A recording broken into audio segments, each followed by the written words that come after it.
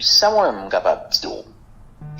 Et la première chose, c'est que, à mon avis, à ma connaissance, accord 21 décembre, non, pas représenté dans le gouvernement Gariconi. Les étapes monté gouvernement, pas de aucune concertation, aucune négociation qui était faite avec accord 21 décembre. Son façon pour me dire que accord 21 décembre, pas aucun intérêt politique dans Gariconi, nous pas de aucune alliance avec lui. Mais en ce qui concerne la révocation de Gariconi, ça me capable de dire. Puisque, moi, dans le processus négociation, discussion qui aboutit avec phase de transition, ça, depuis pratiquement 2 ans avec Calcom, je connais parfaitement le fondement de ce processus. Je maîtrise les principes directeurs de ce processus. Ça me capable de dire, c'est que pas gain aucun texte qui règle la transition, qui baille conseil présidentiel la droit pour évoquer un premier ministre. Que ça soit le consensus du 11 mars 2024, le consensus de la Jamaïque qui te joignent, en présence de toute la communauté internationale, Blinken était en personne, la France était là, le Canada, l'Union européenne, CARICOM et les parties prenantes haïtiennes, que ça soit l'accord du 3 avril, que ça soit le décret du 12 avril 2024, ou encore le décret du 27 mai 2024, pas yon dans texte qui baille CPT à droit pour révoquer un premier ministre. Seule possibilité qui gagne, c'est si on rapport au CAGLA qui constate qu'il y a des soupçons graves de corruption et gagne une défaillance dans la gestion politique là, qui est capable de faire un rapport et suite à un rapport, il est capable de mettre fin à un mandat Premier ministre. Tout ceci pour vous dire. Mais ça fait illégal? C'est totalement en dehors des textes fondateurs de la transition. Parce que la transition a une loi. La transition a ses lois. Et quelles sont les lois de la transition? Ce sont les textes qui fondent la transition.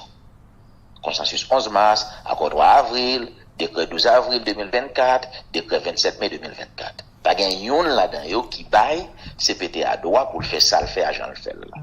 Voilà pourquoi nous disons que le processus qui a conduit au choix de M. Alex Didier Fils-Aimé comme Premier ministre, c'est un coup de force politique. Ah, un coup de force. Un coup de force. C'est un coup de force politique qui ne cadre pas avec les textes fondateurs de la transition. Ce coup de force a été réalisé sans aucune concertation avec les parties prenantes du consensus du 11 mars qui détiennent la légitimité de ce processus. Donc, vous avez été mis en dehors de tout ça? Écoutez, sans aucune consultation. Et en décision aussi majeure, il n'est pas capable de prendre, il n'est pas droit de prendre. Non seulement c'est illégal, c'est pas au texte, mais il n'est pas capable de prendre. Sans l'aval, et pas concertation seulement, non, sans l'aval des parties prenantes, il n'est pas capable de prendre tout en décision comme ça, sans aucune discussion avec les amis qui étaient partis du processus à camper. Et à ma connaissance, la CARICOM n'a pas été informée. La CARICOM n'a pas de concertation avec CARICOM. Bref, donc, vous dites illégal, mais illégal, qui loi violé? Puisque la Constitution a été mise en veilleuse, donc son... Non, et parce qu'on va saisir. Lors de la transition, il y a des lois qui existaient, les lois de la transition. Par exemple, le consensus du 11 mars, ça fait partie des lois de la transition. L'accord du 3 avril, c'est la loi de la transition. Les décrets du 12 avril et du 27 mai 2024, ce sont les lois de la transition. On dit plutôt les principes qui régissent fonctionnement de l'opposition. C'est la même chose, c'est la loi. Vous n'avez pas dit principe comme dit la loi. Non, c'est comme ça qu'on l'appelle. C'est les lois d'exception, les principes.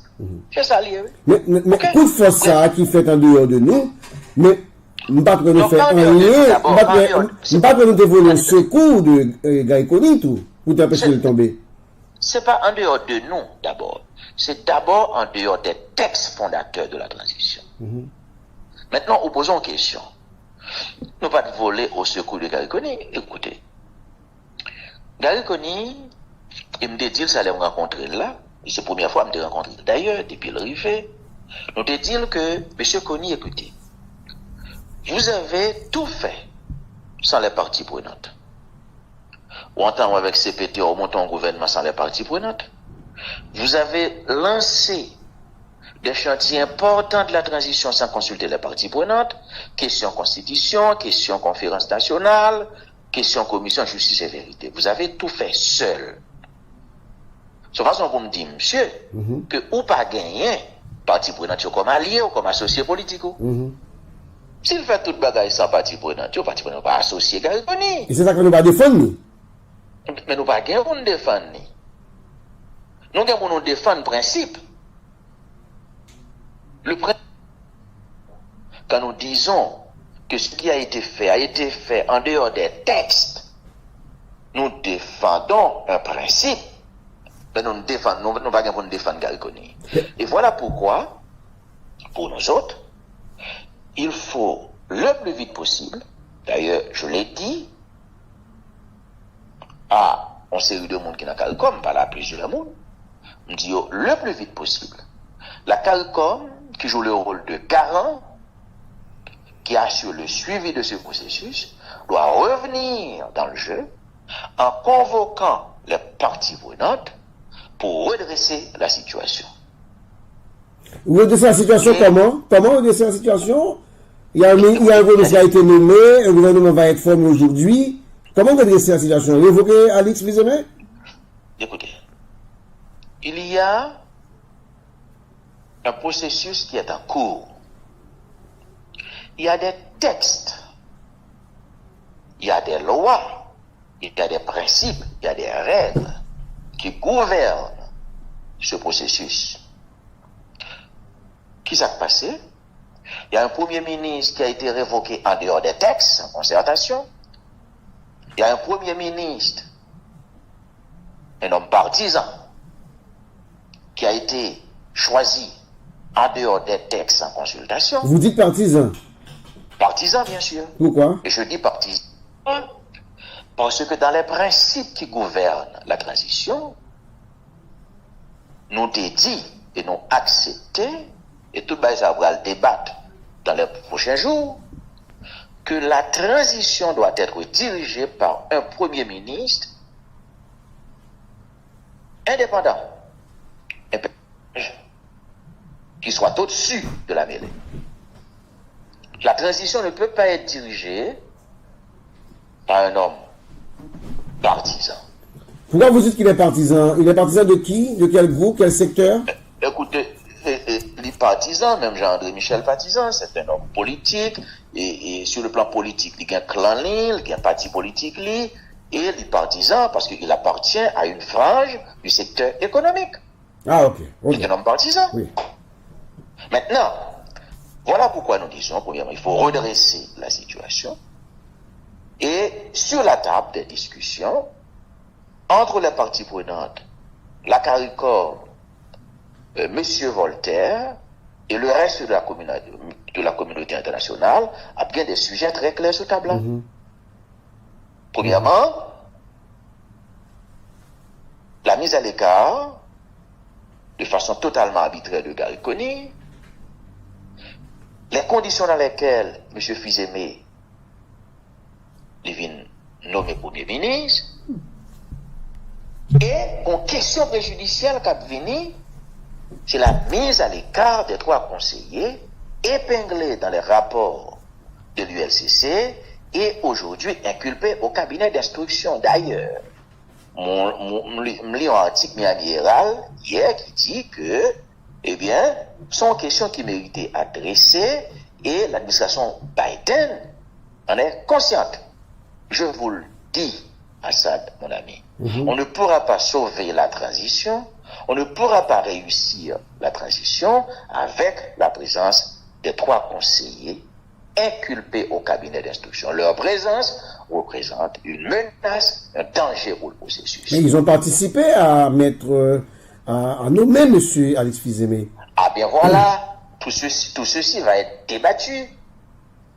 Et comme on dit le matin, on parlé avec un média, la nomination de M. Fils-Aimé, ça met en péril et la neutralité du processus transitionnel.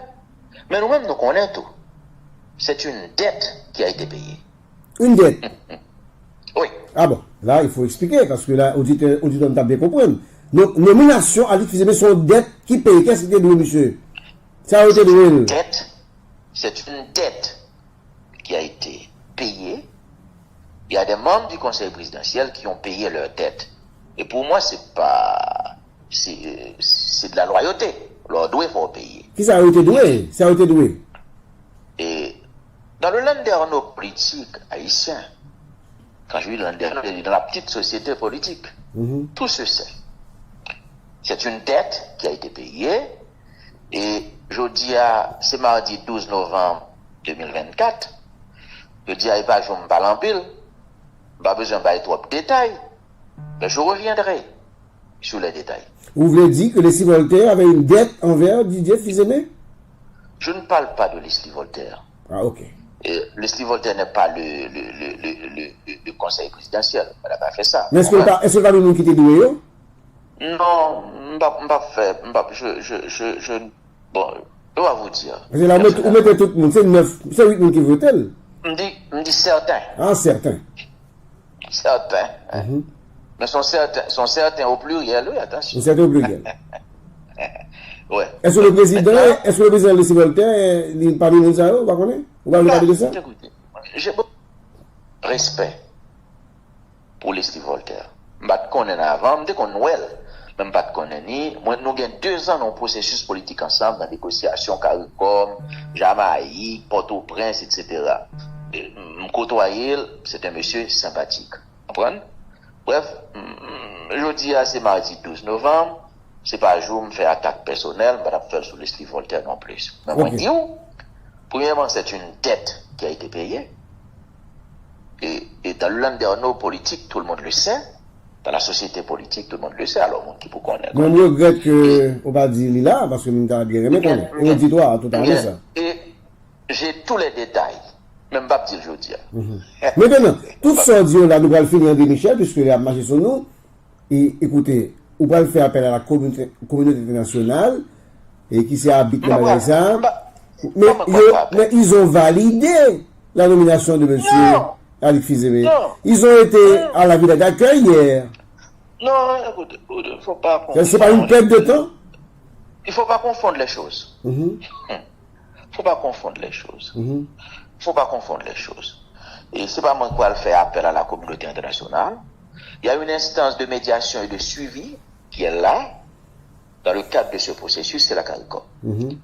Et je crois qu'en pile dans le secteur, dans le parti prenant, qui parle avec CARICOM, dans pile là-dedans, qui demandait CARICOM pour intervenir en convoquant les parties prenantes pour redresser la situation. Parce que à ce moment-là, je dis à là, nous ne sommes plus dans le cadre du processus que nous avons mis en place. Nous sommes face à un coup de force politique. Il faut redresser la situation. Maintenant, et nous allons redresser la situation. Ok, pour nous finir net, André Michel, si nous devons retourner sur 3 conseillers qui indexés et ou dit qui inculpés dans le cadre de CBNCA.